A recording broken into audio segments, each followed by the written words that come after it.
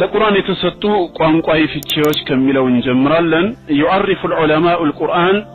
علماء القرآن لغويا في 5 أقوال ይላል የቋንቋ ምሁራኖች የአረብኛ ቋንቋ ጠበብቶች ቅዱስ ቁርአንን ከአረብኛ ቋንቋ አንፃር ሃይማኖታዊ ፍቺ አይደለም ከቋንቋ አንፃር ቁርአን የሚለው ነው ራሱ 5 ወደሚደርሱ ትርጓሜዎች ይሰጡታል አሉ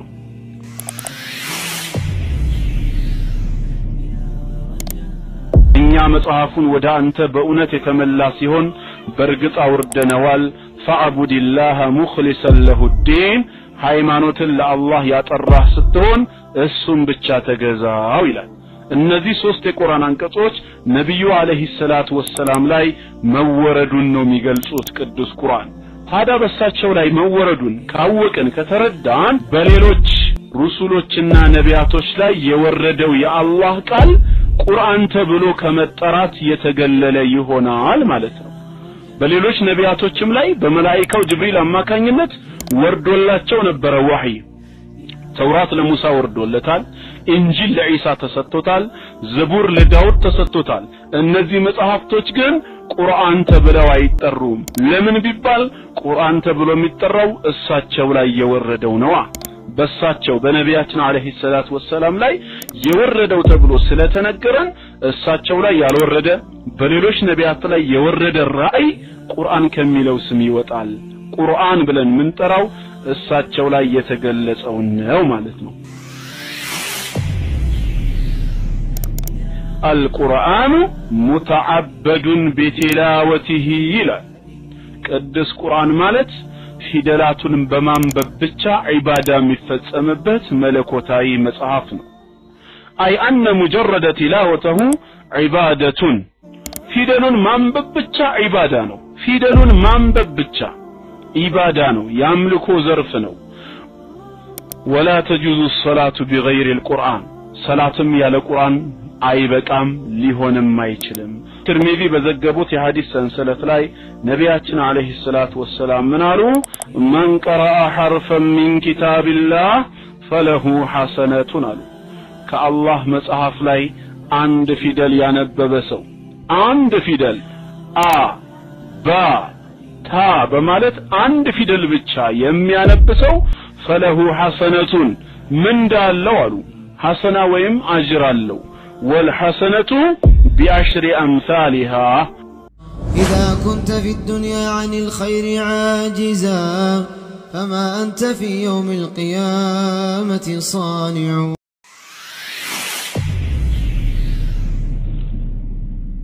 خير أعوذ بالله السميع العليم من الشيطان الرجيم بسم الله الرحمن الرحيم الحمد لله رب العالمين الصلاة والسلام على رسول الله صلى الله عليه وسلم ስለ ቅዱስ ቁርአን ያው ስንነጋገር ቅድሚያ التعريف بالقرآن الكريم ቅዱስ ቁርአን ማለት ምን ማለት ነው ቁርአን የሚለው ራሱ ቋንቋዊ ፍቺው ሃይማኖታዊ ፍቺው ምን ይመስላል ነው التعريف اللغوي للقرآن ለቅዱስ ቁርአን የተሰጠ ቋንቋዊ ፍቺ ቅዱስ ቁርአን ቃሉ ምንድነው የሚለው ያው ትርጓሜው ያዘለው በአረብኛ ቋንቋ ውስጥ ያለውን ቦታ እናያለን by the way ሽፋኑ ላይ ስትመለከቱት የአረብኛው ቅዱስ ቁርአን ምንድነው የሚለው ስሙ እስኪ ስሙን ጻፉልኝ አረብኛው ቅዱስ ቁርአን ሽፋኑ ላይ ምንድነው የሚለው ከበሩ ላይ ምን ተጽፎ ታገኛላችሁ እሺ ከአይሻ መቃሚ አልቁርአኑል ሐኪም ፌቱካ ቁርአን ከሪም መዳቻ አልቁርአኑል ከሪም ሽፋክቶርድ ቅዱስ ቁርአን አለው ማሻአላ ቅዱስ የሚል በአረብኛም ቋንቋ መጣ ደግሞ ጥሩ على كل حال القرآن الكريم ነው የሚለው القرآن الكريم የሚላል ያማርኛው ክርስቲያኖች የሚመሩበት መጽሐፋቸው ደግሞ በአማርኛው ላይ ምን ተብሏል ሽፋኑ ላይ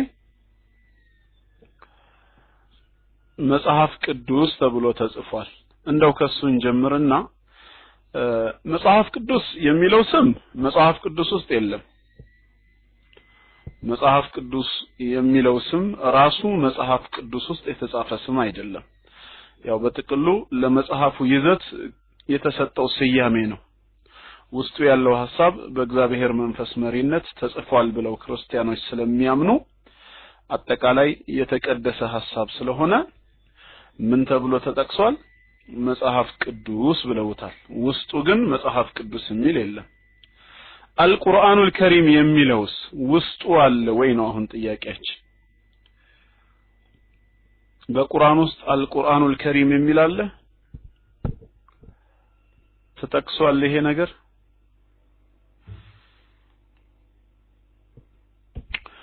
ኦኬ ሀቢቢ በያ እሱን ያማርኛውን እናገራለሁ ቀድሜ እስቲ አረብኛውን እንበለው ተወከል على الله የቱ ጋር ነው የተጠቀሰው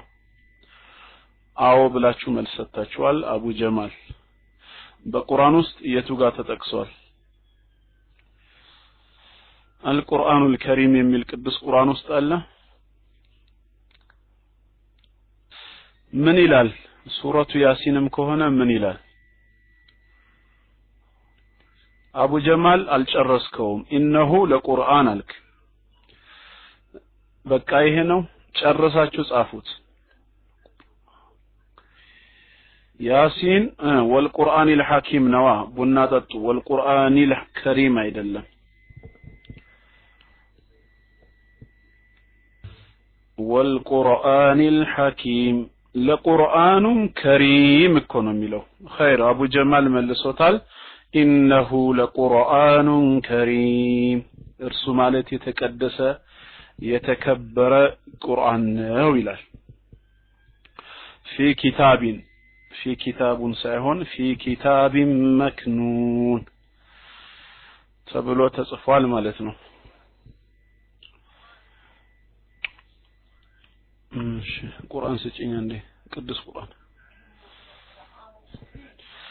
ማስረጃ ጥያቄዎች በዙኩ አሁን በሱረቱል ዋቂዓ ውስጥ ያለውን አንቀጽ ቁጥሩን ለማስታወስ እስቲ ወደ ኋላ ልመለስ እሺ ሱረቱል ዋቂዓ ሙጃደላ الرحمن እሺ ሱረቱል ዋቂዓ ምዕራፍ 56 ቁጥር 77 እስከ 78 إنه لقرآن كريم في كتاب مكنون إلى سورة الواقعة مأراف 56 ك77 እስከ 78 ያማርኛው ቅዱስ ቁርአን ላይ ቅዱስ ቁርአን ብሎ መሰየም ይቻላል ወይ ነው አይደል ያልከው ወንድማችን በያ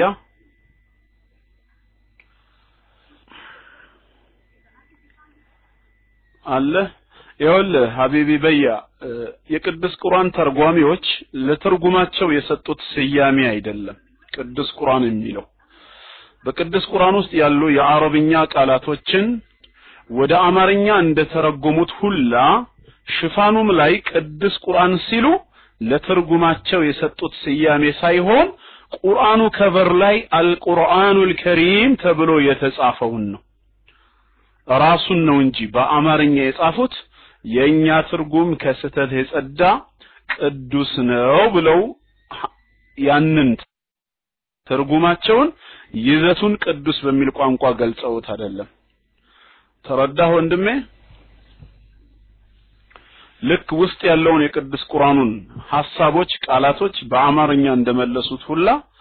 አረብኛው ቁርአን ላይ ያለው ሽፋኑ ላይ ያለውን አልቁርአኑል ከሪምን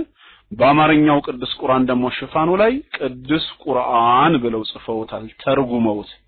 እንጂ ተርጉማችን ቅዱስ ነው ከስተት የጸዳ ነው እያሉ አይደለም በያ አሁንስ ገባ ወይስ አልገባህም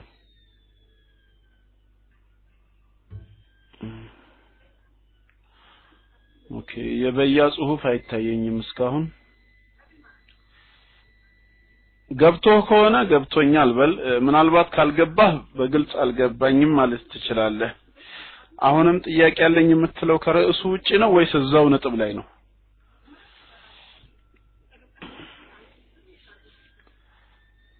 እሺ ታዲያ ጠይቃ ማይክ መያዝ መቼም ትፈራላችሁ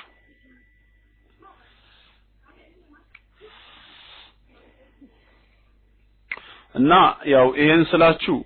ምን ለማለት ፈልጌ ነው ተርጓሚዎቹ በርግጥ ሐሳባቸው ቅዱስ ነው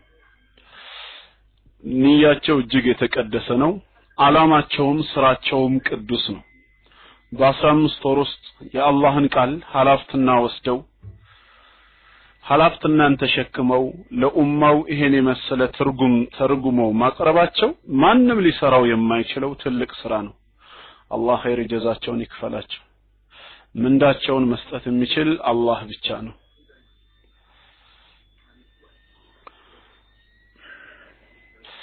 ትርጉሙ ከስህተት ያልጸዳ ከሆነ እንዴት ትከተሉታላችሁ ነው ያልከው አመሰግኑት እንዴት ትከተሉታላችሁ እንደዛ ነው አመስግኑት ይሄን ጥያቄ ስትጠይቅ እውነት ከልብህ ነው የጠየቅከው አሁን ትርጉም የሰው ስራ ነው አይደለም እንዴ ትርጉም የሰው ስራ ነው ይሄን ታውቃለህ ሰው ደግሞ በሚተረጉምበት ሰዓት አላህ አጠገቡ ሆኖ እንዲህ ብለህ ተርጉም ይለዋል ማለት አይደለም ሰው ሲተረጉም ዕውቀቱን ይጠቀማል ሰው ሲተረጉም የራሱን ነፃ ምርጫ ይጠቀማል ነገር ግን ያ ዕውቀቱና ምርጫው የተናጋሪውን ሐሳብ 100% ሊያስተላልፈው አይችልም ትርጉም ሆኖ ከስህተት የጸዳ አለ ማለት ሞኝነት ነው መጀመሪያ ሎጂካልም መሆን አይችልም አይደለም ጥልቅ ሚስጥርን ያዘለ አንዱ ቃላት 3-4 ከዛ በላይ ትርጉምን ያቀፈ የአምላካችንን የአላህን ቃል ይቅርና የሰውን ሐሳብ እንኳን ከአንድ ቋንቋ ወደ ሌላ ቋንቋ ሲተረጎም 100% ይዘቱንም መልእክቱንም ሐሳቡንም የተረጎመ ሰው ይኖራል በመድር ላይ በፍጹም ሊኖር አይችልም አሁን እኔ የተናገርኩትን እንኳን መልእክት ራሱ በእንግሊዝኛ ለቀይረው ብትሉ አማርኛ ቋንቋ ላይ የቱንም ያህል ብቃት ቢኖራችሁ 100% ይዘቱን ሐሳቡን ውበቱን ወደ እንግሊዝኛ መቀየር አትችሉም ቋንቋ ይለያያል ባህሪው ማለት ነው ስለዚህ ሰሪው ሰው ከሆነ ስህተት መግባቱ ምንም የማይቀር ጉዳይ ነው ሰውን አያጠፋም አመስግኑት ሰውን የተሳሳተ ትርጉም አይደለም ሰውን የሚያጠፋው የተሳሳተ መልእክት ነው በቅዱስ ቁርአን ውስጥ የትርጉም ስህተቶች ቢገቡ በቅዱስ ቁርአን ውስጥ ሊቃውንቶች ሲተረጉሙ ቢሳሳቱ ያ ስህተታቸው በዋናው በኦሪጂናሉ ይታረማል ነው ገባ በኦሪጂናሉ ይታረማል ትልቁ ችግር ምን እንደሆነ ታውቃለህ ኦሪጂናሉ ሲጠፋ ነው ኦሪጂናሉ ሲሳሳት ነው የዛኔ ምንጭ የላቸውም ትራንስሌሽን ብቻ ይዘው የሚከተሉ ትርጉምን ይዘው የፈጣሪ ቃል ነው የሚሉ ወገኖች የተለያየ ትርጉም በሚገጥማቸው ሰዓት መመለሻ ያጣሉ ከሁለት አንዱን ምረጡ ሲባሉ የቱን እንደሚመርጡ ይጨንቃቸዋል የዛኔ ነው በቃ እንዳልከው ሰው የሚጠፋው ማለት ነው ግን እንበልና ሁለት ቅዱስ ቁርአን ትርጉሞች እንኳን ተዘጋጅተው በእነዚህ ሁለት ትርጉሞች መካከል 1000 የእርስ በርስ ግጭት ቢገኝ እንኳን 1000 የእርስ በርስ ግጭት ቢገኝ እንኳን ምን እናደርጋለን መሰለ ሁለቱን የቅዱስ ቁርአን ትርጉሞች እንይዝና 1000ም የእርስ በርስ ግጭታቸውን ወደ ዋናው አረብኛ ይመለስና በዋናው አረብኛ ማረም ይቻላል እከሌ የተባለው የቅዱስ ቁርአን ተርጓሚ እዚህ ጋር ሲተረጉም ተሳስቷል በወቅቱ የነበረውን ጂኦግራፊካል አቀማመጥ አልተረዳም ቅዱስ ቁርአኑ የተወረደበትን ምክንያት አላወቀም በማለት ምንድነው ምክንያት ተሰጠና የአንዱን ስህተት ትተህ የሌላውን ትከተላለህ ኦሪጂናል የሌለው ሰው ግን ምንም የለውም ነው እና ሐሳብ ይግባህ መስግኑት በያ ወንድማችን ተነሳ እኛ የአማርኛ ቅዱስ ቁርአን ትርጉም ከስህተት የጸዳ ነው አላልንም ከስህተት የጸዳው የአምላካችን የአላህ ቃል ቁርአን ብቻ ነው ከዛስ ይሄን ቅዱስ ቁርአን ትርጉም ሰዎች እንዲገባቸው መልእክቱን እንዲረዱት በህዝቦቻቸው ቋንቋ በአማርኛ ተርጉመውታል ትርጉማቸው ቅዱስ ነው ዓላማቸው ቅዱስ ነው ሰው እንደመሆናቸው ግን የትርጉም ስህተት ይገባል አይደለም የተረጎም ነው ራሳችን ያዘጋጀው ነው እንኳን መጽሐፍ አራሚ እኮ ያስፈልገዋል ሐሳቤን እንኳን የገለጽኩትን መጽሐፍ ሌላ ወንድሜ አይቶ እንዲያርምልኝ ሌላ ወንድሜ አይቶ እንዲያስተካክልልኝ ያስፈልገኛል ለምን ፍጹም አይደለሁምና ማለት ነው የአላህን ቃል መተርጎም ደግሞ በጣም የሚከብድ ትልቅ ኃላፊነት እኮ ነው በዚህ መንገድ ነው እና በያተነሳ እንግዲህ ያው አመስግኑት የህፃን ጨዋታ ነው የጀመረው ምን አደርጋለሁ በያጃውጥተህ ነበር ስለዚህ ችግር የሚፈጠረው ባይብል ላይ ሲሆን ነው እናንተ ባይብል ትርጉም ይዛችሁ ሰው የተረጎመውን መጽሐፍ ተከተላላችሁ ሁለት የመጽሐፍ ቅዱስ ትርጉሞች ተጋጨ ስንላችሁ ግን ዋናው አትሉም ዋና የሚባል ነገር ስለሌላችሁ ማለት ነው በያ ማይክ ፍሪ ይቅርታ السلام عليكم ورحمة الله وبركاته ይሰማል يا جماعة السلام عليكم ورحمة الله وبركاته جزاك الله خيرا أستاذ أبو حيدر ይቅርታ ስላቋረጥኩ ትምርቱን ጀመረ እኔ እንኳን ጥያቄውን የጠየቅኩት አንዳንድ ጊዜ በጽሁፍ ሲሆን ጥያቄው ሊገባ አይችልም እኔ እንኳን ልጠይቅ የፈለኩት ትርጉሙ ላይ ሳይሆን አንድ ጊዜ እዚህ በተደጋጋሚም እዚህ ጀማዓዎች ሰምታችሁታል አንድ ሲዲ ላይ ምን ሲል ነበር እንደውም እሱን ብዙ ጊዜ ጠይቃለሁ ያልኩ ያሰብኩ ነበር እኛ አላህን ብቻ ነው ቅዱስ የምንለው እና ከወገኖች ከክርስቲያኖች እንትን ብለን እኛ ቁርአኑን ቅዱስ ቁርአን ብለን መጥራት የለብንም አላህ ብቻ ነው ቅዱስ ምናምን እያለ የሚያስተምረን አንድ አውዲዮ አግኝቼ ነበር ስሙን ጠፋኝ والله እኔም ጋር አለ እሱ አውዲዮ እዚህ ሩሙ ሰምቻለሁና እዛ ላይ ነው ትንሽ ኮንፊውዝ የሆንኩት እንጂ ለትርጉሙ ሳይሆን አላህን ብቻ ነው ቅዱስ ማለት የሚገባን እንጂ እያለ ሲያስረዳ ነበርና እሱ ላይ ትንሽ ኮንፊውዝ ስለሆንኩ ነው ይሄንን ጥያቄ ያነሳሁት አውፍ በለኝ السلام عليكم ورحمة الله وبركاته ማይክ ፍሪ ያደርጋለሁ وعليكم السلام ورحمة الله وبركاته جزاك الله በያ እንዲህ ብለው የሚያስተምሩ ወንድሞች አንድ ያልተረዱት ነጥብ ስላለ እኮ ነው ምን መሰለህ እሱ ቅዱስ ቁርአን ብለን መጥራት የለብንም ሲሉ በአማርኛው ቅዱስ ቁርአን ላይ በሽፋኑ ላይ የተሰጠው ቅዱስ ቁርአን የሚለው ስያሜ ለትርጉሙ የዋለ መስሏቸው ነው ለትርጉሙ ቢውል ኖሮ እንደ አማርኛው አገባብ ምን ይሆናል መሰለህ የቁርአን ቅዱስ ትርጉም ነበር የሚባለው እንደገለሰቡ ይሄ በማይክ ላይ ሰማሁት እንዳልከው ሰው ሐሳብ ቢሆን ኖሮ የቁርአን ቅዱስ ትርጉም ይባል ነበር ለቅዱስ አሁን ለትርጉሙ ነው ቅዱስና የተሰጠው ነው ነገር ግን ቅዱስ ቁርአን ሲባል ራሱ አረብኛው ላይ ያለው እሱን ነው የሚገልጸው ነው ገባችሁ አሁን ሳይት ስፒድን አያችሁት ምን ብሎ እንደጠየቀ እስኪ የት ቦታ ነው ከትርጉሙ ስህተት ያለው አስረዳን ይላል ጀስት መረዳት የፈለገ ጥሩ ክርስቲያን ወገን ማለት ነው ብነግረውም እኮ ራሱ አይገባውም እኮ ለምሳሌ ምዕራፍ 1 ቁጥር 1 ስህተት ነው ትርጉሙ ብለው የት ይገባዋል ስህተት መሆኑ ትርጉሙ የሚገባው አረብኛውም አብሮ ቢገባው ነበር አረብኛውን አውቆ ከዚህ ቋንቋ አንፃር ይሄ ስህተት ነው ብለው በርግጥ ገባው ይባላል አማርኛ ብቻ የሚችል ሰው ከአረብኛው ጋር ሳይመሳከር መሳሳቱን በምን ያውቃል ግን ምን መሰላችሁ አሁን የወገናችን ደካማ አስተሳሰብ ወገኖቻችን እዚህ ቦታ ሲባል ጥቅሷን ብቻ መጻፍ ነው ከዛስ የነቢጤ የዋህ ሙስሊም ጋር ሄድና እቺ ቦታ እኮ ትርጉማ ተሳስታለች ይላል ልክ እንዳዋቂ መስሎ ራሱን ያቀርባል መሳሳቱን በምን ታርምልናል በዋናው ላይ የተቀመጠው የአረብኛው ቃል ምን እንደነበር ተርጓሚው ሲተረጉመው ከየትኛው አንግል እንደተሳሳተ በምን ማወቅ ትችላለህ ቢባል ግን የማያውቁ ወገኖች ናቸው እና አባካችሁ ክርስቲያን ወገኖቻችን ሁሉ ጊዜ የምንለምናችሁ ስትጠይቁ ቁም ነገረኛ ሁኑ ስትጠይቁ በመታውቁት ደረጃ ይሁን ነው خير ወደ ትምህርቴ ልመለስ እንግዲህ ያው ባንድ ወንድማችን ጥያቄ ምክንያት ስላረፍ እንትን ስላልኩ ነው على كل حال التعريف بالقرآن الكريم آمين آمين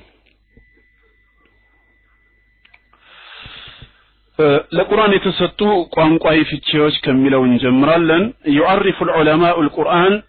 علماء القرآن لغويا في 5 أقوال ይላል የቋንቋ ምሁራኖች የአረብኛ ቋንቋ ጠበብቶች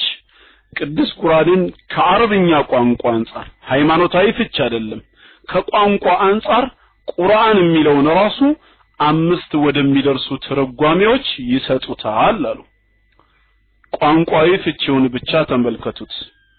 هي እነሱ ማናቸው ቢባል القول الاول የመጀመሪያው የሊቃውንት ንግግር ምንድነው كلمة القرآن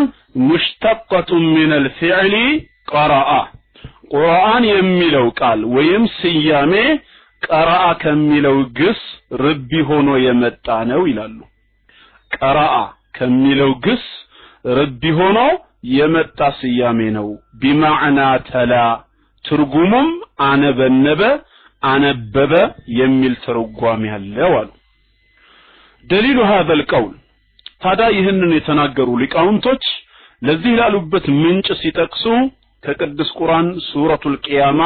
ምዕራፍ 75 ከ16 እስከ 18 ያለውን ጠቀሱ በሱረቱል ቂያማ ምዕራፍ 75 ከቁጥር 16 እስከ 18 ምን አሉ ጌታችን አላህ ለነቢያችን አለይሂ ሰላቱ ወሰላም ሲናገር لا تحرك به لسانك በቁርአን ንባብ ምላስህን አታላውስ لتعجل به የምትቻኮል ሆነ ይጠፋብኛል በሚል ስጋት ከጅብሪል የምትሰማውን ነገር ምላስህን ያላወስክ አትቻኮል በቁርአን ንባብ ላይ ኢነ علينا جمعه ባንተ ልብ ላይ መሰብሰብ የኛ ሐላፍትና ነው ይላል ጌታችን አላህ ወቁርአነ አንቦ ማድረግም የኛው ሐላፍትና ነው እናም فاذا قرأناه እዚህ ጋር ነው አሁን ደሊሉ አይ ተለውናሁ عليك ባንተ ላይ ባነበብንልህ ጊዜ በዋስጠት ጅብሪል ማለት ነው በመላእክታው ጅብሪል አማካኝነት ቁርአኑን ባንተ ላይ ስናነብልህ ፈተቢዕ ቁርአነ ንባቡን ተከትለህ አንብብ ይላል ታዲያ እዚህ ጋር ቁርአነ አይ ቲላወተሁ ንባቡን ተከትለህ አንብብ የሚል ትርጓሜ ተሰጥቶታል ሶ ቁርአን ማለት የሚነበብ ማለት ነው ቀራአ ከሚለው ግስ ወጣ የምንለውም ከዚህ በመነሳት ነው አሉ በዛይት ሰላም ብያለሁ አንደኛው ለቅዱስ ቁርአን የተሰጠ ቋንቋዊ ፍቺ ይህ ነው ማለት ነው ቀራአ ከሚለው ግስ ወጥቶ ትርጓሜው ቀጥታ ቁርአን ማለት የሚነበብ መጽሐፍ ማለት ነው ለምን ቁርአን የሚለው ወርድ ወይም ደግሞ በቅዱስ ቁርአን ውስጥ ንባብ ለሚለው ትርጓሜ ስላገለገለ ነው ሁለተኛው القول الثاني كلمة القرآن مشتقة من الفعل قرأ አሁንም ሊቃውንቶች እንደሰጡት ቁርአን የሚለው ቃል قرأ ከሚለው ግስ ረቢ ሆኖ መጥቷል አሉ ከመጀመሪያው ሳይለይ قرأ ከሚለው ግስ ረቢ ሆኖ መጥቷል ነገር ግን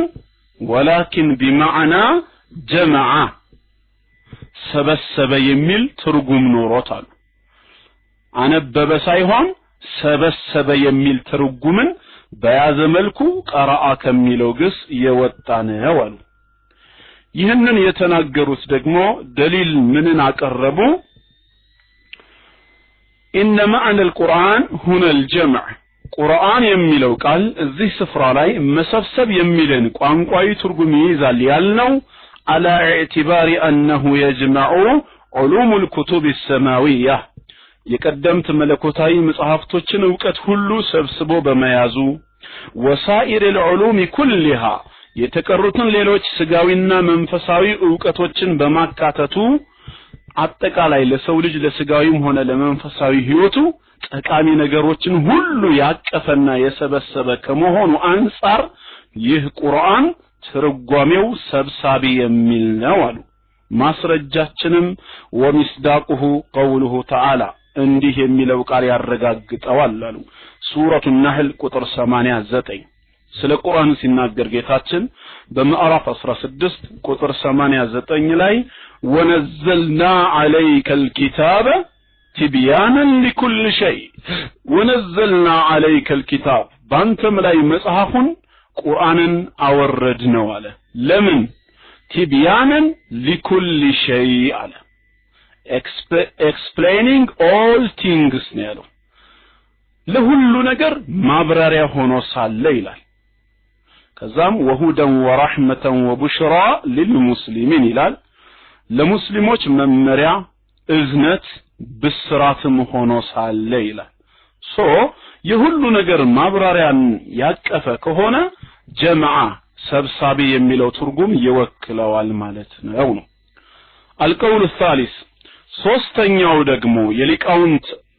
ቃል ምንድነው? ከሊመቱል ቁርአን ሙሽተቀቱ ሚነል ፊዕሊ ቀረነ ከሚለው የአረብኛ ግስ ርቢ ሆኖ የመጣ ነው አሉ። ቀረነ ከሚለው ግስ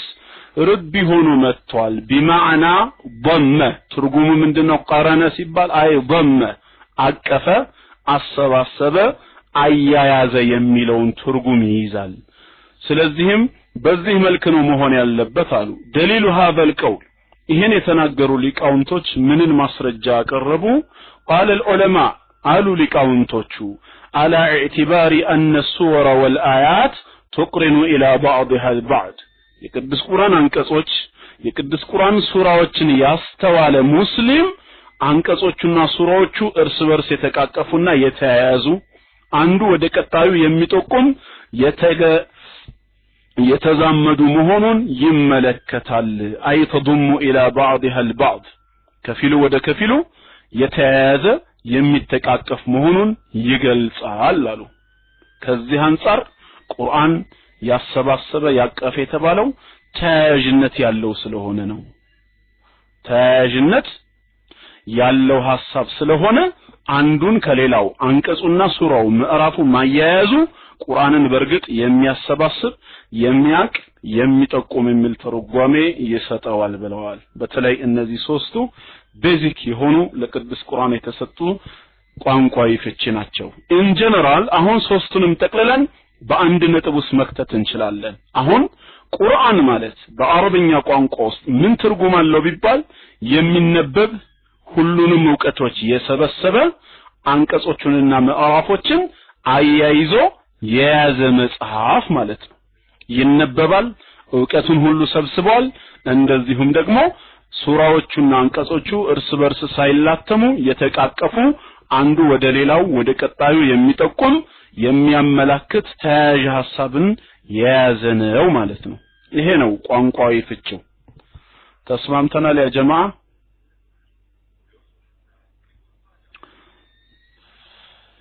የሱራ ደሊል አልቀረበም። አላሁ አሐድ።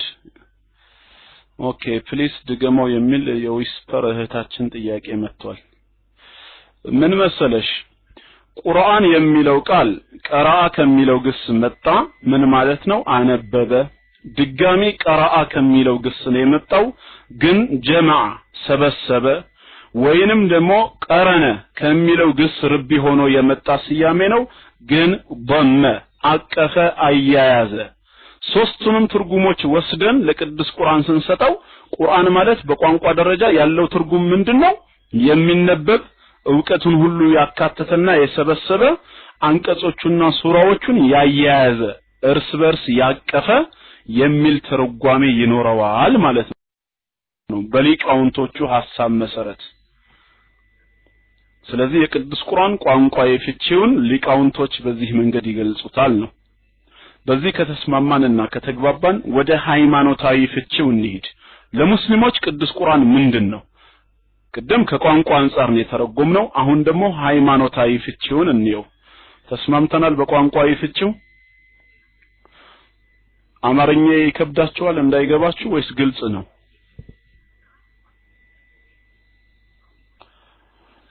خير قلت كهنا وده هيمانة في الجنيد يعرف العلماء القرآن الكريم يا هيمانة لك أونتوش يقدس قرآن تأببتوش እንዲህ በማለት ሃይማኖታዊ ፍቺውን ይሰጡታል አሉ ቁርአን ማለት بأنه كلام الله العربي الموحى به المنزل على الرسول عليه الصلاة والسلام المنقول بالتواتر المتعبد بتلاوته المعجز المتحدى به وبأقصر سورة منه قرآن مالت كلام الله لغنا سيجمرو يا الله نغغر ويم قدوس قال نو كلام عربي بعربኛ ቋንቋ የተነገረ ፍትህ ነው الموحى به በመላእክው ጅብሪል አማካኝነት የተወረደ ወህይ ነው المنزل على الرسول عليه الصلاه والسلام በነብዩ عليه الصلاه والسلام ላይም ደግሞ የተወረደ ነው المتعبد بتلاوته ፊደላቶቹን በማንበብ ኢባዳ የሚፈጸምበት መጽሐፍ ነው አልሙዕጂዙ ሰውና ጅን ቢተባበር አምሳያውን ሊያመጣ የማይችል ዘላለማዊ ተአምር ነው المتحدى به وبأقصر سورة منه كسوست አጭር የሆነ ሱራውን እንኳን አምሳያውን አምጡ በማለት ልንፎካከርበት የምንችል መለኮታዊ ቃል ነው አሉ እስቲ ተህሊል እናደርገው ዘርዘር ያለውን አንዳንድ ባንድ እየተቀሰን እንየው ያው ስለማብራራው ብዬ ነው አሁን ዝም ብዬ የፈጠንኩባችሁ ከመጀመሪያው እንጀምር العنصر الاول የመጀመሪያው ሐረግ ምን ይለዋል القرآن كلام الله تعالى የአላህ ንግግር ነው ቁርአን ማለት የጌታችን የአላህ ከላም የራሱ ቅዱስ ቃል ነው ምንለው አንደኛ ተርጓሜ ማስረጃ ከተባለ ሱረቱ ተውባ ቁጥር 6 ምዕራፍ 9 ቁጥር 6 ላይ وإن أحد من المشركين استجارك كمشركوች ከጣዖታውያኖች አንዱ አንተ ዘንድ መጥቶ استجارك ጥገኝነትን ቢጠይቅህ አስጠጋኝ ቢልህ فأجره ቁጥር 6 ምዕራፍ 9 ቁጥር 6 አስጠጋው ይሄን ሰው حتى يسمع كلام الله የአላህን ንግግር የአላህን ቃል እስኪሰማ ድረስ አስጠጋው አለ ተመልከቱ አሁን ትልቁ ማስረጃ እዚህ ጋር ምንድነው so that he may hear the word of Allah ነው የሚለው the word of Allah حتى يسمع كلام الله የአላህን ንግግር የአላህን ቃል እስኪሰማ ድረስ አስጠጋው ይላል ثم أبلغه مأمنه ከዛም ያው ደህንነቱን የሚያገኝበት ስፍራ ድረስ አድርሰው ይላል ስለዚህ ቁርአን ከላሙላህ የጌታችን ንግግር ቅዱስ ቃል ነው እንላለን ኢነላህ ተከለመ ቢልቁርአን ሐቂቀተን አላህ በቅዱስ ቁርአን ላይ ሪል ተናግሯል ነው የምንለው ቁርአን የጌታችን ንግግር ነው ليس عبارة عن كلام الله عز وجل ስለ አላህ ቃል የተሰጠ ገለጻ አይደለም የራሱ የጌታችን ንግግር ነው ቅዱስ ቃሉ ነው ሱረቱ ነምል ቁጥር 6ንም ማየት ይቻላል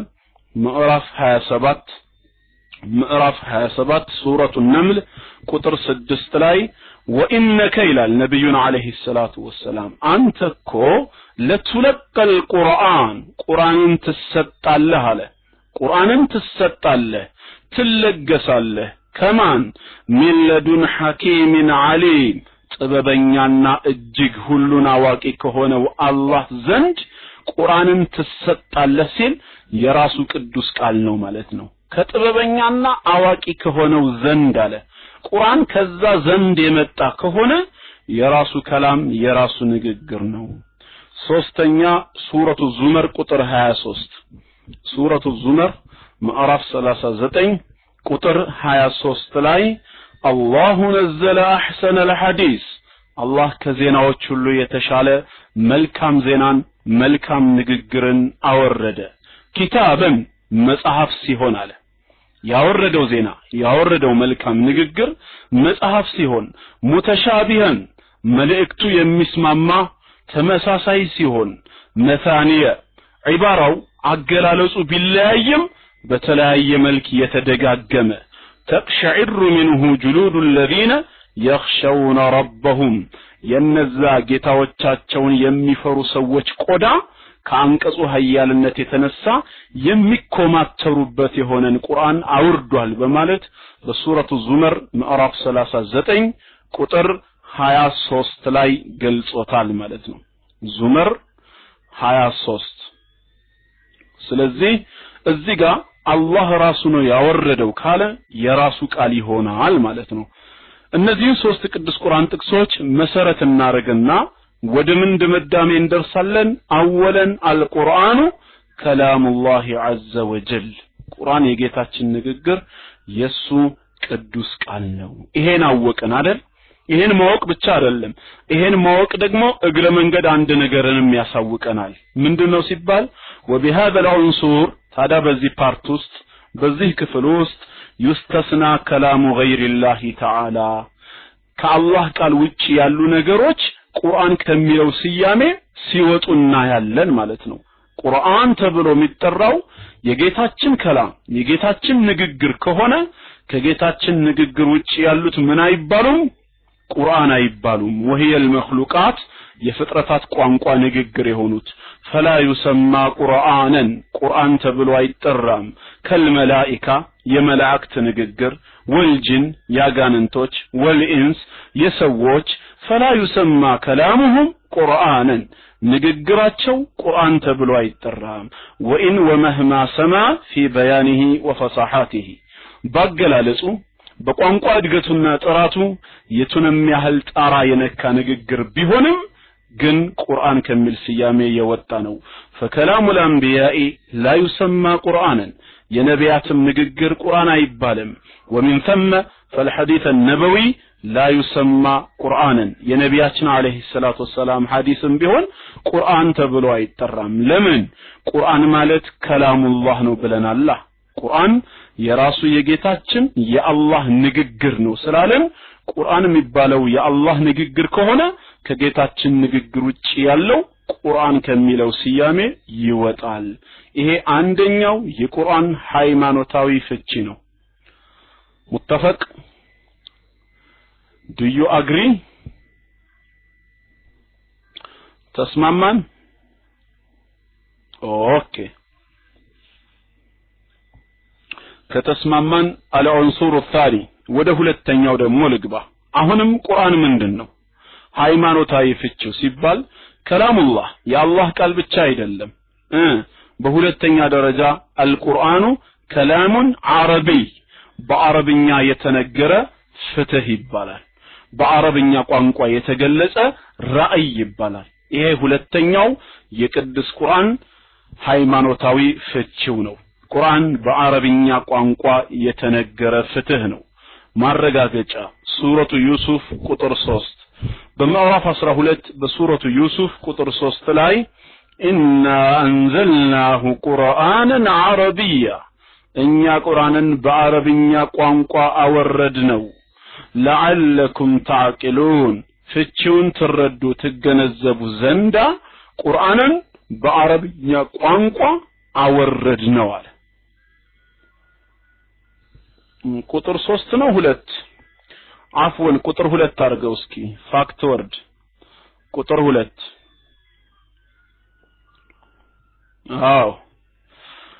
we have sent it down as an Arabic Quran ነው የሚለው in order that you may learn wisdom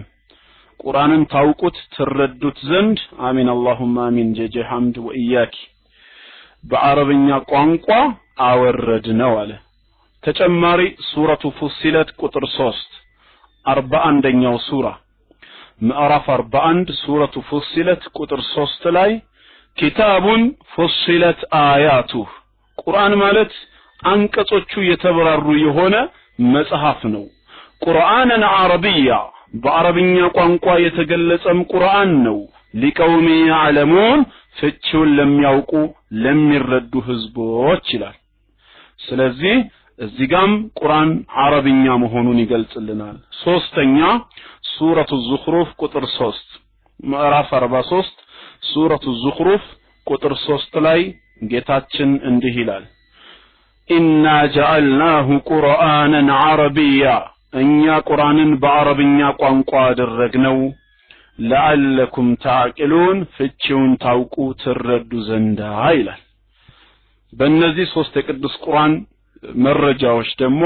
ምን ላይ መድረስ እንችላለን? ቁርአን የጌታችን ቃልም ብቻ ሳይሆን የወረደውና የተገለጸውም በአረብኛ ቋንቋ ነው። በአረብኛ ቋንቋ መሆኑን እናምናለን። ይሄ ሁለተኛው ነው። ይህንንስ ማወቅ እንደገና ተጨማሪ ምን ዕውቀት ይሰጠናል ሲባል ወይስተስና بهذا العنصر ተመልከቱ። አሁን በዚህ ክፍል ውስጥ ደግሞ ማን ተነጥሎ ይወጣል? ኩሉ ተርጀመት للقرآن ለቅዱስ ቁርአን የተሰጡ ትርጓሜዎች ሁሉ ቁርአን ከሚለው ስያሜ ይወጣሉ ማለት ነው። فترجمة القرآن إلى لغات أخرى ቅዱስ ቁርአንን ወደ ሌላ ቋንቋ መልእክቱንም ይሁን ቃላቶቹን መተርጎም لا تسمى قرآنا ትርጉሙን ቁርአን ብሎ አያሰይመውም። ትርጉሙን ቁርአን ብሎ አያሰይመውም። ومن ثم لا يجوز التعبد بها ስለዚህም በማንበብ ዒባዳ መፈጸምም አይቻልም በትርጉም ولا يجوز قراءتها في الصلاة ሶላት ላይ ማንበብም መቅራትም ትርጓሜዎችን አይበቃም። وانما هي ምክንያቱም እሷ ምንድነች? ተርጀመቱን ተፍሲር የቅዱስ ቁርአን ማብራሪያ ወይ ትርጉም ነች። አው ተርጀመቱን لمعاني القرآن ወይ ለቅዱስ ቁርአን መልእክት የተሰጠ ትርጓሜ እንጂ ቁርአን አይደለም። ለምን ከተባለ ቁርአን የሚባለው በአረብኛ የወረደው ነው ብለን ሶስት መረጃ እንደናሙና አይተናል። በአረብኛ የተገለጸው ከሆነ ቁርአን የሚባለው ለዚህ አረብኛ ቋንቋ የተሰጡ ትርጓሜዎች ሁሉ ትርጉም ከመሆን አይዘሉም ነው፣ ቁርአን አይባሉም። ስለዚህ ቅድም ስንነጋገርበት የነበረው በሀገራችን ቋንቋ የተዘጋጀው የአማርኛው ቅዱስ ቁርአን ትርጓሜ ቁርአን ሳይሆን ምንድነው ማለት ነው? የቅዱስ ቁርአን ትርጉም ነው ማለት ነው። እሱ ቁርአን አይደለም ግን የቅዱስ ቁርአን ትርጉም ነው ማለት ነው። ቁርአን ይዘሃል ወይ ስትባል አሁን የትኛውን ነው ቁርአን የምትለው? አረብኛውን ዋናውን የጌታችን ቃል ማለት ነው። ይሄ የቅዱስ ቁርአን ትርጉም ነው። በዚህ ተስማማን? ተግባብተናል? በዚህ ኢንሻአላህ አግሪድ አፖን ነው ሙተፈቁን ዐለይ። ወደ ሶስተኛው እንግባ። ሶስተኛው ሌላው ለቅዱስ ቁርአን የተሰጠው ሃይማኖታዊ ፍቺው ደግሞ ቁርአን ምንድነው ሲባል አልቁርአኑ ሙሃቢ ቁርአን ማለት በመላእክቱ ጅብሪል አለይሂ ሰላም አማካይነት የወረደ ወህይ ነው ብለን እናምናለን። وذلك بواسطة جبريل عليه السلام በመላእክቱ ጅብሪል አማካኝነት የወረደ ወህይ ነው ብለን እናምናለን ነው። ነህሚያ አረብኛ የማያውቅ ስቲ ምን ማለት ነው? አረብኛ የማያውቅ ማለት ሁለት ትርጉም አለው። አንድ ንባቡን የማያውቅ ሰው አለ ግን ይናገራል። ለምሳሌ እዚህ ሀገራችን ክርስቲያን ሴቶች አሉ አረብ ሀገር ሰራተኛ ሆነው ብዙ አመት ይኖሩና ይመጣሉ ሙሽ ያበዛሉ ታክሲ ውስጥ ሲገቡ ማለት ነው። ከላም ሱቅ ስለለመዱ ንግግሩን ይችሉታል ግን የአረብኛ ጋዜጣ በሰጣቸው ግን ሶስት መስመር ማንበብ አይችሉም። አሁን ቅዱስ ንባቡን የማይችሉ አሉ ግን ንግግሩን ይችላሉ። በተቃራኒው ደግሞ ወደ ሀገር ቤት ስንገባ ንባቡን በደንብ የተማሩና የሚያውቁ አሉ። ንግግር ግን አይችሉም፣ አልተለማመዱማ። ወይ ቤታቸው ቻናሎች ኖረው አረብኛ ቻናልን ከፍተው አልለመዱትም መናገር። ስለዚህ ከመጀመሪያው እንጀምርና ቅዱስ ንባቡን ለማይችሉት የቃል ንግግርን በመልመድ ማምለክ ይችላሉ። ለምሳሌ እህታችን አሁን አንቺ በቅርብ ጊዜ አላህ ወደ እውነት ጎዳና የመራሽ እህታችን ነሽ። አረብኛ ቋንቋ ምናልባት ያው አላህ ፈቅዶልሽ ዕውቀቱን እስኪያሰፋልሽ በሮች እስኪከፍትልሽ ድረስ የግልሽን ጥረት ያረክሽ ነው። ሰላት ስትሰግጂ በአምልኮ ቦታ ላይ የምትናገራቸውን መናገር ትችያለሽ፣ ማንበብ አትችይም። ስለዚህ ማንበብ ካልቻልሽ በዛ በንግግር አምልኮ መፈጸም ትችያለሽ። ቁርአን ላ ይከልፉላሁ ነፍሰን ኢላ ውስዓሃ አላህ ነፍስን ከችሎታ በላይ አያስገድዳትም ነው። አያስገድድም ያው እዚህ ቦታ ላይ ሊቃውንቶቹ ሊሰጡ የፈለጉት ጥቅላዊ የሆነ መርህ ነው አንዳንድ ጊዜ ፕራዮሪቲ በሆነ መልኩ ፐርሰናል ኬዝ በሚገጥም ሰዓት እንዴት ሊፈጸም ይችላል ደሞ ለሚለው ያው ራሱን የቻለ እስላማዊ ህግ አለው ግን ኢን ጀነራል ሙስሊሞች ቁርአን ብለን የምንጠራው በአምልኮ ሰዓት ልንጠቀምበት የሚገባው የትኛው እንደሆነ ለመግለጽ ስለገባ ነውና ብዙ ነገር አለ እና አው ከላመል ፉስሐን ካልተማሩት በስተቀር ይከብዳል ለመናገር በአብዛኛው ቻናሎች ይሄ ከላም ሱቆይ ዳሪጂ የሚባለው አይነት ስለሆነ የሚጠቀሙት እኛ ራሳችን ግራ ይገባናል hatta ወደ የመን አካባቢ ሲናገሩ ረቡና ያኡል ይላሉ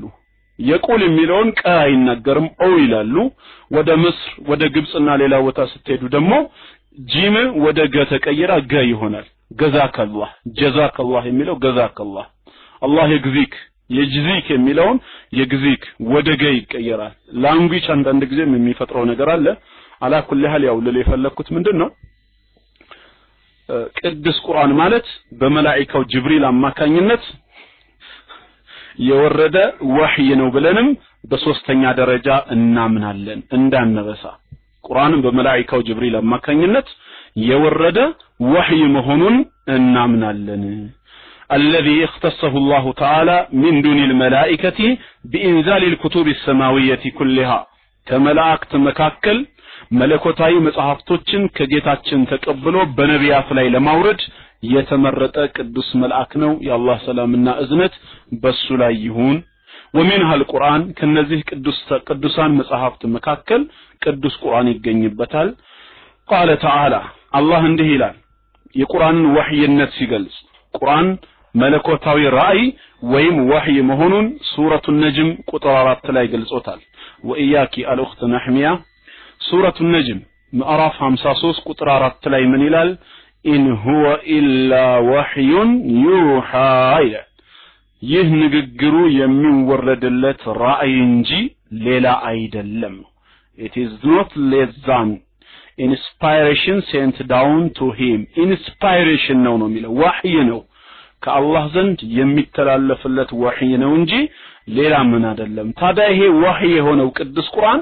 በማን በኩል መጣ ሲባል በመላእክቱ ጅብሪል ነው ምንለው ለዚህም ማረጋገጫችን ሱረቱ ሹዓራ ምዕራፍ 29 ቁጥር 192 እስከ 193 ሱረቱ ሹዓራ ምዕራፍ 26 ቁጥር 192 እስከ 193 وانه لتنزيل رب العالمين ይህ ቁርአን ከዓለማቱ ጌታ ከአላህ የተወረደ ነው نزل به الروح الامين ታማኙ መንፈስ ጅብሪል ይዞት ወረደ ይላል ታማኙ መንፈስ ጅብሪል ይዞት ወረደ ይሄ ወህይ የሆነውን ከአላህ ዘንድ ተቀብሎ በእሳቸው ላይ ያወረደው መላእክቱ ጅብሪል እንደሆነ ይገልጸዋል ማለት ነው ስለዚህም በጅብሪል በኩል የወረደ ወህይ ነው እንላለን እሺ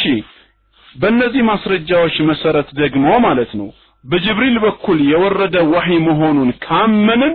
ምን ተጠቀምን ምን የሚያስጨብጠንስ ሌላ ዕውቀት አለ ሲባል ويستثنى بهذا العنصر በዚህ ክፍል ውስጥ ደግሞ ማን ተነጥሎ ይወጣል መሰላችሁ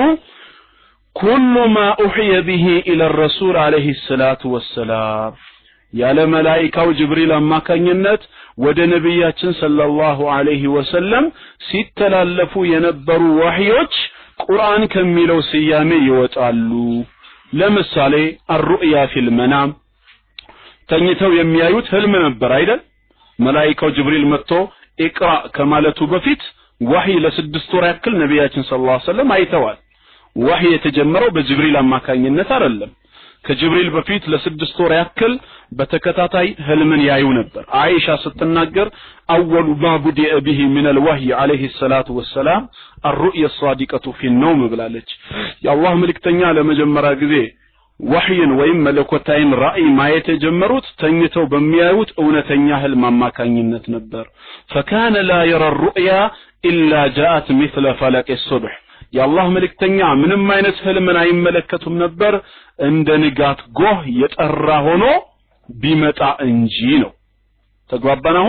እንደኛ ቅዠት ሳይሆን ወህይ ነው ቀጥታ የሚተላለፍ መልእክት ነው ለስድስት ወር ያክል ነገር ግን ይሄ ወህይ ቁርአን ይባላል ወይ ቢባልስ ኖ ቁርአን ብለን አንጠራውም ሆይ ብንባል ወህይ ቢሆንም የወረደው በመላእክቱ ጅብሪል አማካኝነት አይደለማ በህልማቸው ጌታቸው ይገልጽላቸው የነበረ ነው እኛ ሙስሊሞች ቁርአን ብለን የምንጠራው በመላእክቱ ጅብሪል በኩል የተላለፈው ነው ተግባባን አሁን ስለዚህ ቅዱስ ቁርአን ምንድነው ብንባል አሁን ሶስት ነጥቦችን መያዝ እንችላለን አንድ ከላሙላህ የአላህ ንግግር ነው ሁለት ከላሙን አረቢ በአረብኛ ቋንቋ የተገለጸ ፍትህ ነው ሶስት አልሙሃቢህ በመላእክቱ ጅብሪል አማካኝነት የወረደ ወህይ ነው ብለን ስለ ቅዱስ ቁርአን ይዘናል አልዑንሱር الرابع አራተኛው ደግሞ ፓርት ምንድነው ሌላው አራተኛው ለቅዱስ ቁርአን የተሰጠ ሃይማኖታዊ ፍቺው ምንድነው አልቁርአኑ ሙነዘሉን ዐለ الرسول عليه الصلاه والسلام በነብያችን عليه الصلاه والسلام ላይም ወርዷል ነው ወህይ ብቻ ሳይሆን የወረደውም እሳቸው ላይ ነው ብለን ነው ምናምነው የተወረደው የተገለጸው በእሳቸው ላይ ብቻ ነው ሱረቱል ካፍ ቁጥር 1 ላይ ጌታችን ተናግሯል በምዕራፍ 18 ሱረቱል ካፍ ቁጥር 1 ላይ አልহামዱሊላሂ الذي انزل على عبده الكتاب ምስጋና ለአላህ ይገባው ለዚያ በባሪያው ላይ መጽሐፍን ያወረደ ለሆነው ወለም يجعل له عوجا በውስጡ ምንም አይነት መጣመም የርስ በርስ መምታታትን ያላደረገበት ሲሆን ቁርአንን በባሪያው ላይ ላወረደ ጌታ ምስጋና ይገባው አለ በእሳቸው ላይ ወርዷል ማለት ነው ሱረቱል ፉርቃን ቁጥር 1 ላይ ሐሳቡ ተገልጿል በምዕራፍ 25 ሱረቱል ፉርቃን ቁጥር 1 ላይ تبارك الذي نزل الفرقان على عبده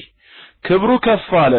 ላቀ ይላል الذي نزل الفرقان يا እውነትን ከውሸት የሚለይ የሆነውን መጽሐፍ ያወረደ ጌታ على عبده በባሪያው عليه الصلاه والسلام ላይ ليكون للعالمين نذيرا ለዓለማት አስጠንቃቂ ይሆን ዘንዳ ያወረደው ጌታ ክብሩ ከፍ አለ ሱረቱ ዙመር ቁጥር 2 ላይ በምዕራፍ 39 ቁጥር 2 إنا أنزلنا إليك الكتاب بالحق እኛ መጽሐፉን ወደ አንተ በእውነት የተመላ ሲሆን በርግጥ አውርደነዋል ፈአቡዲላህ ሙኽሊሰን ለሁ الدين ሃይማኖትን ለአላህ ያጠራህ ስትሆን እሱም ብቻ ተገዛው ይላል እነዚህ ሶስት የቁርአን አንቀጾች ነብዩ አለይሂ ሰላቱ ወሰለም ላይ መወረዱን ነው የሚገልጹት ቅዱስ ቁርአን ታዲያ በእሳቸው ላይ መወረዱን ካወቅን ከተረዳን አሁንስ ምን አወቃችሁ ብንባል ወይስተስና بهذا العنصر በዚህ ክፍል ውስጥ ደግሞ ቁርአን ከሚለው ስያሜ ማን ተነጥሎ ይወጣል ቢባል አንድ كلام الله الذي نزل على الانبياء والرسل الاخرين በሌሎች ሩሱሎችና ነቢያቶች ላይ የወረደው የአላህ ቃል ቁርአን ተብሎ ከመጠራት የተገለለ ይሆናል ማለት ነው በሌሎች ነቢያቶችም ላይ በመላእክቱ ጅብሪል አማካኝነት ወርዶላቸው ነበር ወህይ ተውራት ለሙሳ ወርዶለታል እንጂል ለኢሳ ተሰጥቶታል ዘቡር ለዳውድ ተሰጥቶታል እነዚህ መጽሐፍቶች ግን ቁርአን ተብለው አይጠሩም ለምን ቢባል ቁርአን ተብሎ የሚጠራው እሳቸው ላይ የወረደው ነው በእሳቸው በነቢያችን አለይሂ ሰላቱ ወሰለም ላይ የወረደው ተብሎ ስለተነገረን እሳቸው ላይ ያልወረደ በሌሎች ነቢያት ላይ የወረደ ራእይ ቁርአን ከሚለው ስም ይወጣል ቁርአን ብለን ምንጠራው እሳቸው ላይ የተገለጸው ነው ማለት ነው ይሄ አራተኛው ለቅዱስ ቁርአን የሚሰጥ ሃይማኖታዊ ፍቺ ነው ተስማማን በዚህ ከተስማማን ወደ አምስተኛው ገባለሁ አልዑንሱሩል ኻሚስ አምስተኛው ክፍል ሌላው አምስተኛው ለቅዱስ ቁርአን የተሰጠው ሃይማኖታዊ ፍቺ القرآن متعبد بتلاوته ይላል ቅዱስ ቁርአን ማለት ፊደላቱን በማንበብ ብቻ ዒባዳ የሚፈጸምበት መለኮታዊ መጽሐፍ ነው አይ አነ ሙጀረደ تلاوته عبادة ፊደሉን ማንበብ ብቻ ዒባዳ ነው ፊደሉን ማንበብ ብቻ ዒባዳ ነው ያምልኮ ዘርፍ ነው ولا تجوز الصلاة بغير القرآن ሰላትም ያለ ቁርአን አይበቃም ሊሆንም አይችልም فقال عليه الصلاة والسلام فيما رواه الترمذي إمام الترمذي بزجبوت حديث سنسلت لاي نبياتنا عليه الصلاة والسلام منارو من قرأ حرفا من كتاب الله فله حسنة نالو كالله مصحف لاي عند فيدل ينبب سو عند فيدل با تا بمالت عند فيدل بتشا يميانب سو فله حسنة من دالو አሉ ሐሰና ወይም አጅር አለው ወልሐሰነቱ ቢአሽሪ አምሳሊሃ ሐሰና ደግሞ በ10 እጥፍ ነው መነሻው አሉ ብዙ ጊዜ ዳዕዋ ሲደረግ አንዳንድ ጊዜ ሳናውቀው የመላስ ወለምታ እንደሚባለው ስተት ይፈጠራል ያ ጀማዓ ለኸይር ነገር እንቻኮል ባካችሁ እኛ እኮ አንድ የምንሰራው ነገር አላህ ዘንድ 10 እጥፍ ሆኖ ነው የምናገኘው ተብሎ ነው አይደል የሚነገረው 10 እጥፍ እኮ ያ ጀማዓ መነሻ እንጂ መድረሻ አይደለም በ10 ተባስቶ ይሰጣል ማለት የመልካም ስራ ዋጋው መነሻው ዝቅተኛው ሚኒመም ፕራይስ ማለት ነው እንጂ ማክሲመም ማለት አይደለም መነሻው 10 ነው ከዛስ እስከ 700 ብለዋል ነብያችን አለይሂ ሰላቱ ወሰለም ከእንደ ሰውየው ንያ ደግሞ ከ700ም በላይ ተብሎ ነው የተገለጸው 10 የሐሰና የምንዳ መነሻ እንጂ መድረሻ አይደለም ገብቷችኋል 10 አጅር ይገኛል ተብሎ ሲገለጽ 10 ማክሲመም አድርጎ ነው ሰው የሚወስደው ሩም እየተሰማ ነው ግን ንግግሬ ወይስ ተቋርጧል ኦኬ ከተሰማችሁ እንግዲህ ያው አሁን ያልኳችሁን ተረዳችሁኝ አይደል እና እዚህ ጋር የተባለው እንግዲህ ንባቡ ብቻ ነው ሰውየው የቅዱስ ቁርአን ተርጓሜን አወቀ አላወቀ ቅዱስ ንባቡ ብቻ የሚያስገኘው አጅር ነው የሚያነበውማ ትርጉሙን አውቆ ነፍስያውን ያናገርማ ከሆነ እሱን አላህ ይወቀው አልተገለጸም ነብዩ ያሉት መን ቀራአ ነው ያሉት መን ተደበረ አላሉም ማዕናውን ያስተነተነ ትርጉሙን በጥልቅ የተመለከተ ሳይሆን ያሉት መን ቀራአ ሐርፈን አንድ ፊደል ያነበበ ነው ያሉት ንባብ ብቻው የሚያስገኘው አጅር ታዲያ ረመዳን ሲመጣ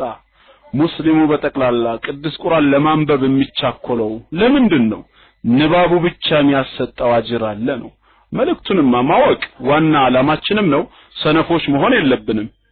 ግን ቅዱስ ንባቡ ብቻ ምን ያህል አጅር እንደሚያሰጥዩ ሐሰና አለው ወልሐሰነቱ ቢአሽሪ አምሳሊሃ ሐሰና ወይም መልካም ስራ ደግሞ እጥፍ ድርብ መሆን የሚጀምረው ከ10 ነው አሉ ላ አቁሉ አሊፍ ላም ሚም ሐርፉን አሉ እኔ አሊፍ ላም ሚም ሐርፍ ነው አልልም አሉ ነብዩ ወላኪን አሊፉን ሐርፉን ወላሙን ሐርፉን ወሚሙን ሐርፉን ግን አሊፍም ራሱን የቻለ አንድ ሐርፍ ወይም ፊደል ነው ላምም አንድ ፊደል ነች ሚምም እንደዛው ታዲያ ሰውየው ሲቀራ ቢስሚላሂር ረህማኒር ረሂም አሊፍ ላም ሚም ብሎ ሲናገር 3 ፊደላቶችን አውጥቷል በእነዚህ 3 ፊደል ከ30 አጅር ይጀምራል መነሻው 30 ይሆናል መድረሻውን አላህ በሚያውቀው መልኩ እንደ ሰውየው ንያ እንደ ሰውየው ኢኽላስ እጥፍ ድርብ ሆኖ ያገኘዋል 30 መነሻ እንጂ ማክሲመም የሆነ መድረሻ አይደለም ነው ከዚህ አንፃር ቁርአን ማለት ሙተዓበዱን ቢቲላወቲሂ ስላነበብነው ብቻ ኢባዳ የምንፈጽምበት መለኮታዊ መጽሐፍ ነው ይሄ ለቅዱስ ቁርአን የሚሰጥ አምስተኛ ትርጓሜ ነው ማለት ነው ወይስተስና بهذا العنصر ታዲያ በዚህ ክፍል ውስጥ አሁንም ማን ቁርአን ከሚለው ስያሜ ይወጣል ሲባል አንድ الأحاديث القدسية حديث القدسي ተብሎ የሚጠራው لأنها ولو أنها كلام الله የጌታችን ቃል ተብላ ብትሰየምም ነገር ግን إلا أنه لا يتعبد بتلاوتها فدلاتهم بمنبب عبادة يفتمم وكذلك الحديث النبوي የነብያችን ሰለላሁ ዐለይሂ ወሰለም ሐዲስም እንደዚሁ ቁርአን ከሚለው ስያሜ ይወጣል ሐዲስን ፊደላቱን በማንበብ አይደለም ኢባዳ መፈጸም የሚቻለው በሐዲስ ውስጥ ያሉ ትእዛዛቶችን ለሰዎች በማስተማር ወይ ራሳችን በመተግበር ስራ ላይ በማዋል ነው አጅር የሚገኘው። ቁርአን ግን ስራ ላይ መዋሉ ራሱን የቻለ የኢባዳ ዘርፍ ሆኖ እያለ ንባቡ ብቻ ኢባዳ መሆን ይችላል ነው። ቅዱስ ንባቡ ብቻ። ተግባባን? እንደው አንዳንድ ጊዜ ንያችንን አስተካክለን በአንድ ድንጋይ ሁለት ወፍ ይላሉ አይደለ? አላህ አጅር እንዲሰጠን ሰላት ውስጥ ስንገባ ፋቲሃን የሰላት አካል አድርገንም ቆጥረን በቀራነውም ፋቲሃ አላህ አጅርን በየፊደላቶቹ እንዲሰጠን አስበን ነይተን ብንገባስ? ኢማጂን እስኪ አጅሩን በቀን 17 ጊዜ በፈርድ ሰላት ወቅት ብቻ ነው ፋቲሃ የሚቀራው። በፈርድ ወቅት ብቻ ሱና አይደለም። ግን አጅርንም እግረ መንገድ በማንበብ ቁርአንን አገኛለሁ ብሎ ነይቶ ሰውየው ንያውን አስተካክሎ ስንት ፊደላት ይሆናሉ? ከአንድ ሺህ ጊዜ በላይ እኮ ነው። 1000 በላይ ነው ፊደላቱ ማለት ነው። ፋቲሃ ራሱ ስንት ፊደል ነው? ከመቶ በላይ ነው ያሉት። ቢስሚላሂር ረህማኒር ረሂም 19 ፊደላቶች ናቸው። አንድ ላይ እስከ ወለባሊን እስኪባል ያለው ከመቶ በላይ ይበዛል። ከዛስ 17 በቀን ሲሆን 1700 ይሆናል። በመቶ እንኳን ብታስቡት 1700 ፊደል ማንበብ አንዱ ብቻ 10 ሐሰና ተብሏል። መነሻው 1700 ሲባዛ በ10 17000 መነሻው 17000 ሐሰና ማግኘት ይቻላል። መነሻው ነው። መድረሻውን አላህ ያውቀዋል። ንያ ሲስተካከል ነው እጥፍ ድርብ የሚሆነው። ስለዚህ ይሄ እንኳን ከተነየተ የአጅር ወይም ደግሞ ሀብታም የመሆኛ መንገዶች እጅግ ብዙ ናቸው። ሌላ ተረቶች አይደሉም ሀብታም የሚያደርጉን። ከተማ ላይ ሲወጣ መጽሐፍ ተደርድሮ ያለው አማርኛ መጽሐፍ እንደለመደብኝ ለማንበብ ጎንበስ ብዬ ሳይ ሀብታም ለመሆን የሚረዱ 100 መንገዶች ብሎ አንዱ መጽሐፍ አሳትሟል። አንዳንድ ጊዜ ግራ ይገባኝና ይሄ ሰውዬ ታዲያ ለምን የናጠጠ ሀብታም አልሆነም እንዴ? ሀብታም ለመሆን የሚረዱ 100 መንገዶች እንደዚህ ያሉ የሳይኮሎጂ መጽሐፍቶች ይጻፋሉ። አሃ ለካ ከነዚህ መንገዶች አንዱ መጽሐፍ አሳትሞ መሸጥ ይሆን አልኩኝ። በቃ መጽሐፉን ራሱ አሳትሞ ከሸጠ በአንደኛው መንገድ ሀብታም እየሆነ ነው። እና አላኩልሃል ሀብታም የመሆኛው ብቸኛው መንገድ እውነተኛ ሀብታም ለመሆን ከተፈለገ ከጌታችን ከአላህ ከቅዱስ ቁርአን ጋር ጓደኛ መሆን መተዋወቅ ነው። አንድ ጊዜ ሲለምን ነበር አንዱ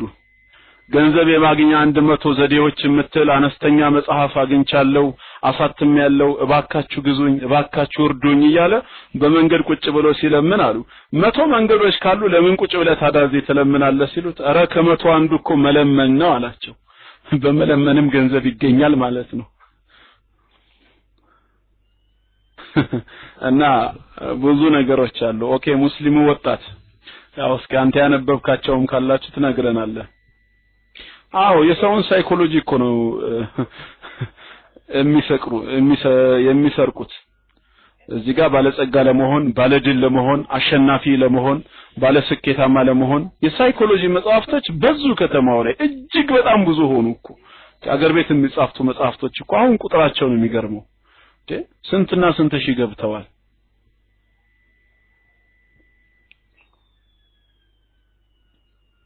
ኦኬ አልዑንሱር السادس ስድስተኛው የቅዱስ ቁርአን ሃይማኖታዊ ፍቺው ምንድነው ብንባል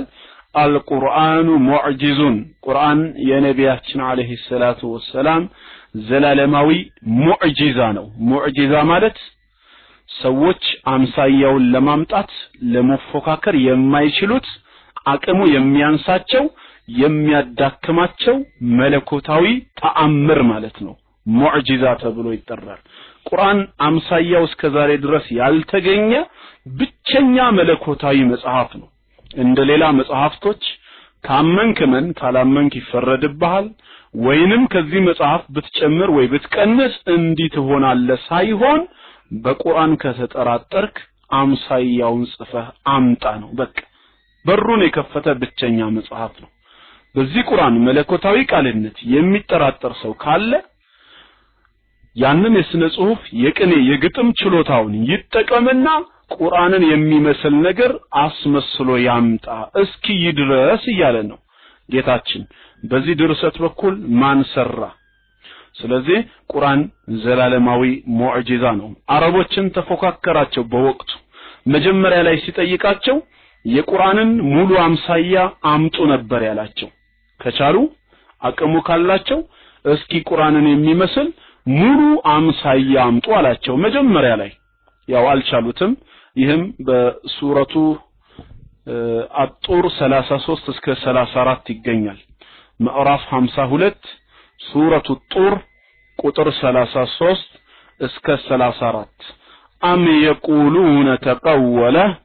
ይህንን ቁርአን እርሱ ቀጠፈው ይላሉ እንዴ ይላል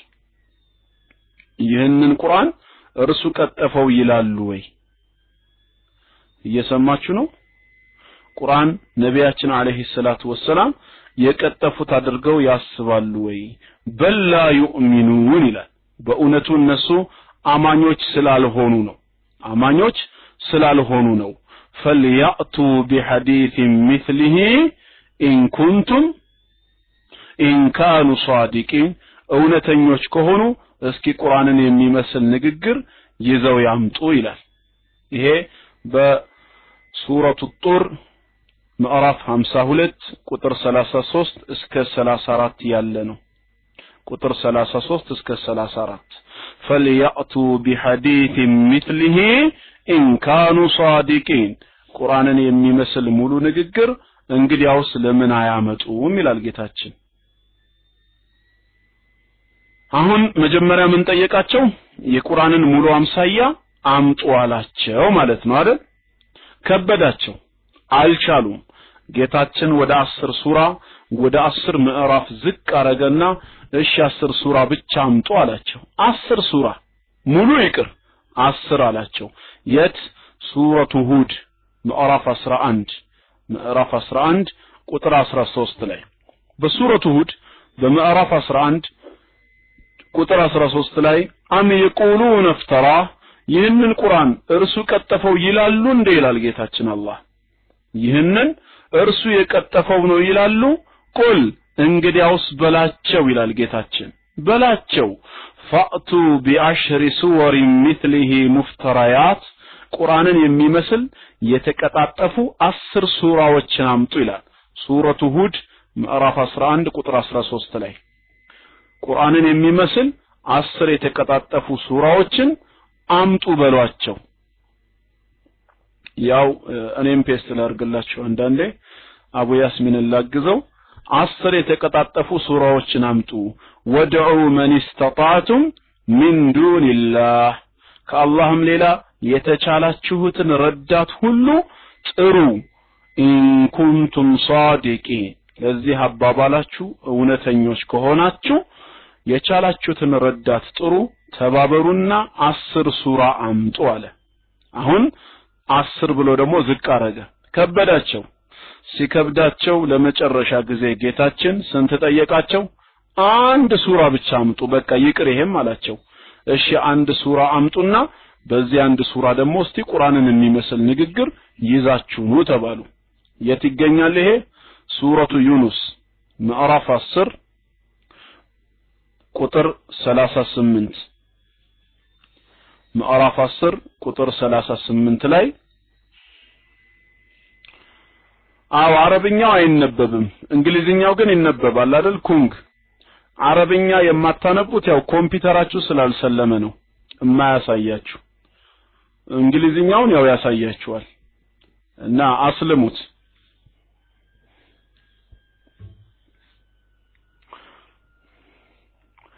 ያው አስልሙት ስላችሁ ገብታችኋል አይደል አረብኛ ሶፍትዌር ጫኑበት ማለቴ ነው አረብኛ ሶፍትዌር ከጫናችሁበት አንቡት ያው የጫኑ ወንድሞችና እህቶች ግን ያው ይታያቸዋል ይነበባል ካልሆነ ለእናንተ ቻይንኛ ነው የሚመስላችሁ ሚስጥር ይሆናል ማለት ነው ለጊዜው እና ሶፍትዌር ጫኑ እኔ ያው መልክላችሁ ሶፍትዌሮቹ ስላሉኝ ነው እና ኢንሻአላህ አረብኛ ሶፍትዌር ደግሞ ኦንላይን እንዴት እንደምታገኙ ያው ወንድማችንን አሁን አታስቸግሩት ምናልባት ኋላ ላይ ፍሪ ከሆነ ብራዘር ሳሚ ሊተባበራችሁ ይችላል ወይ ሌላ በዚህ ጉዳይ ዕውቀት ያላችሁ ወንድሞች ካላችሁ ማለት ነው ታዳ በሱረቱ ዩኑስ ምዕራፍ 10 ቁጥር 38 ላይ ጌታችን ምን አለ አም የቁሉነ ፍተራ ይህንን ቁርአን እርሱ ቀጠፈው ይላሉ እንዴ ቁል በላቸው ፈአቱ ቢሱረة مثله ቁርአንን የሚመስል አንድ ሱራ ብቻ አምጡ በላቸው ወድዑ መን استطعتم من دون الله ከአላህ ሌላ የቻላችሁትን ረዳት ሁሉ ጥሩ ኢን ኩንቱም ሷዲቂን ለዚህ አባባላችሁ ቁርአን እሳቸው የቀጠፉት ነው ለምትሉት ነገር እውነተኛ ከሆናችሁ አምጡ አላቸው አንድ ሱራ ብቻ ጌታችን አንድ ሱራ ብቻ ጠየቃቸው ኦሬዲ ያው ይሄንንም አልቻሉም በተለይ ይሄንን ሐሳብ ሱረቱል በቀራ ምዕራፍ 2 ቁጥር 23 እስከ 24 ላይ ይደግመዋል በሱረቱል በቀራ ምዕራፍ 2 ቁጥር 23 እስከ 24 ቁጥር 23 እስከ 24 ደግሞ ያለውን እንመልከት ጌታችን ምን ይላል ሱረቱል በቀራ ቁጥር 23 ላይ وإن كنتم في ريب مما نزلنا على عبدنا በባሪያችን ላይ ባወረድነው ቁርአን በመጠራጠር ውስጥ ብትሆኑ ከሰው ነው ወይስ ከአላህ ብትሉ ፈአቱ ቢሱረة من مثله ቁርአንን የሚመስል አንዲት ሱራ ይዛችሁ አምጡ ወደዑ ሹሃዳአኩም من دون الله ከአላህ ሌላ የቻላችሁትን ምስክርና ረዳት ይዛችሁ ኑ ኢን ኩንቱም ሷዲቂን እውነተኞች ከሆናችሁ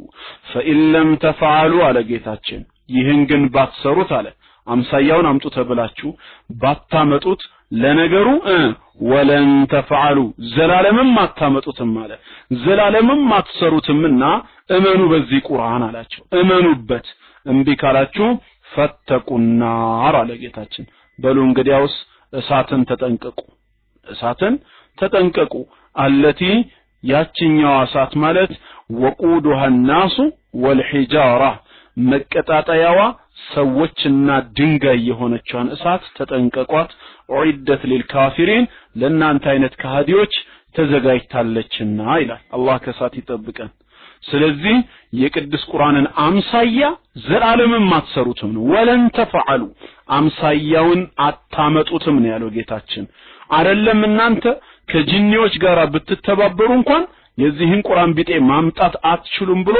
ጌታችን በሌላ ቦታ ነገራቸው ሱረቱል ኢስራ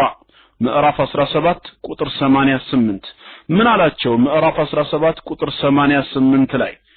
ቁል በላቸው ይላል ለኢን اجتمعت الانس والجن ሰዎችም አጋንንቶችም ቢሰባሰቡ አለ አጠቃላይ على ان ياتوا بمثل هذا القران የዚህን ቁርአን ቢጤ በማምጣት ላይ ከፊላቸው ለከፊሉ ቢሰባሰቡ አለ لا ياتون بمثله አምሳያውን ዘላለም ማምጣት አይችሉም ولو كان بعضهم لبعض ظهيرا ከፊሉ ለከፊሉ ረዳት ቢሆኑ እንኳን እርስ በርስ ቢተባበሩ እንኳን የቁርአንን አምሳያ ማንንም ሊያመጣ አይችልም ነው ዘጋው ማለት ነው ባነጋገሩ ጠቅላላነት በአረፍተ ነገሮቹ አሰካክ ስድና ቀኔ ሳይሆን ለያንዳንዱ አንቀጾች ዜማዊ ማሳረፊያዎች ያሉት የሰውን ቀልብ መማረክ የሚችል ንግግር ማን አምጥቷል እስከዛሬ ድረስ በአለም ላይ የምታደንቋቸው ዳዒዎች አለ አይደለ በሀገር ቤት ቋንቋም ይሁን ወይ በነጮች ቋንቋ ወይ በአረብኛ በዳዕዋው የተመረካችሁበት እጅግ የምትወዷቸው ዳዒዎች ይኖራሉ ግን አንድ ጊዜ ያደረገውን አንድ ጊዜ ያስተማረውን ትምህርት ከ3 ከ4 ጊዜ በላይ ይደጋገማል ያ ጀማዓ ደጋግማችሁ ተሰሙታላችሁ ሰብር አግኝታችሁ ይሄ የማይሆን ነው አይቻልም አይደል አው በጣም ስለምትወዱት የመጀመሪያ ቀን ብቻችሁንም እንኳን ራሱ ስራ የሌላችሁ ቀን በቤት ቁጭ ብላችሁ ብቻችሁን ታዩት ይሆናል ማታ ላይ ደግሞ ቤተሰቦች ሁሉ በተሰባሰቡበት ለሁለተኛ ጊዜ ትደግሙት ይሆናል ሶስተኛ ዘመድ ጋር ስትሄዱ ዘመድ ጋር ከፍታችሁ ትጋብዙ ይሆናል አራተኛ እንበልና ከጓደኛችሁ ጋር ሆናችሁ ታዩት ይሆናል አምስተኛ ቀጥል ስትባል ደግሞ እስኪ አሁን ደግሞ ሌላ ርዕስ ያውጣ ምን አለ ሌላ አዲስ ቢሲዲ ቢሰራ ይባላል ቶሎ ተብሎ ሌላ ይፈልጋል ለምን አይ ይደብራል ሲሰለች ሁሉ ጊዜ ይሄ ብቻ ነው እንዴ ይባላል የፈለገ የቱንም ያህል የቋንቋ ይዘቱ ውበቱ ምንም ብትወዱለት ንግግሩ ይሰለቻል ቁርአን ግን የማይሰለች ብቸኛ መለኮታዊ መጽሐፍ ነው ሺ ጊዜ በተደጋግሙት ሺ ጊዜ በታነበንቡት ምንም ብትሉት አበደን መሰልቸት የሚባል ስሜት ውስጥ አይመጣም መድከም ካልሆነ በቀር ደከመኝ ለዛሬ እዚህ ላይ ላቆም እቀጥላለሁ ነገ ካልሆነ በስተቀር ሁሌ ፋቲሃ ነው እንደ ሰላት ላይ የሚሰገደው ሁሌ ቁል ሁወላሁ አሐድ ነው እንደ አይባልም sometimes ማ ጭራሽ ቁርአን እንደማያውቅ ሰው በጣም ድምጹ የሚያምር ሰው ገና ፋቲሃ ሲጀምር ከማረከ ተመስጠ ተሰማዋለህ እስከዛሬ ስትሰግዶ የነበረው ስንት አመት ስታነበንበው ስንት ሺህ ጊዜ ስትደጋግመው የነበረው ዛሬ ተመስጠ ተሰማዋለህ ለምን ቁርአን ነው በቃ ያለ እውነት ነው የማይካድ እውነት ነው ሚሊዮን ጊዜ ቢደጋገም የማይሰለች ሰዓድ አልጋሚዲ አረ ሱብሃንአላህ ሱንማ በጣም ስወደው ይባላል ቁርአኑ ሲከፈት መጥሩዲ አረ የሱ ይለያል ይልሃል ተውፊቅ ሳይቅ ይመጣል ይሄ ደግሞ ተውፊቅ ሳይቅ ማሂር አልማዓቂሊ ስንት ነገር ይጠራል ና ሱደይስ እንዴ እየተባለ ግን ሁሉም አንድ ቃል ነው የሚቀሩት አይደል ያላህን አንድ ቃል ነው ና ያው ብዙ አለ ለነገሩ እኔ ወደ 7 ቁርአኖች አሉኝ የተለያዩ ቃሪዎች MP3 ቁርአን ላይ ብትገቡ ወደ 250 ቁርአን ታገኛላችሁ ምናልባት እናንተ ሀገር ዳውንሎድ ማድረጊያ ሲስተሙ በጣም እንትን ከሆነ ሲምፕል ከሆነ ማውረድ ትችላላችሁ ወደ 250 ቁርአኖች ባንድ ላይ ያያዛል ዳውንሎድ ማድረግ ለምትችሉ ማለት ነው ያለ የሚፈልጉ ወንድሞች ምናልባት አድራሻውን ልሰጣችሁ ይችላል እና ደስ ይላል ዓለም ላይ ያሉ ሰላም በያለው አንቶኒዮ ቃሪዎች እዛ ላይ እንትን ያሉበት እና አላኩል ሐል አሁን በጥቅሉ 6 የቁርአንን ሙዕጂዛ የቁርአንን መለኮታዊ ስያሜ ወይም ሃይማኖታዊ ፍቺ አውቀናል አንደኛ ቁርአን ከላሙላህ የአላህ ንግግር ነው 2 ከላሙን አረቢ በአረብኛ ቋንቋ የተገለጸ ራእይ ነው 3 አልሙሃ ቢሂ በመላእክቱ ጅብሪል አማካኝነት የተወረደ ወህይ ነው አራተኛ المنزل على الرسول عليه الصلاة والسلام የተወረደው ነብያችን ሰለላሁ ዐለይሂ ወሰለም ላይ ነው አምስተኛ المتعبد بتلاوته ፊደላቱን በማንበብ ዒባዳ የምንፈጽምበት ነው ስድስተኛ المعجز ሰዎችም ጂኖችም ቢሰበሰቡ አምሳያውን የማያመጡት መለኮታዊ ቃል ነው ተግባባን እና ኢንሻአላህ ያው ጀነራሊ ቁርአን ምንድነው የሚለውን ብቻ ለመፍታት ነው ዛሬ ማይክ ያስኩት አሚና ያው ቅዱስ ቁርአን ቋንቋዊና ሃይማኖታዊ ፍቺው ምን እንደሆነ ተረዳና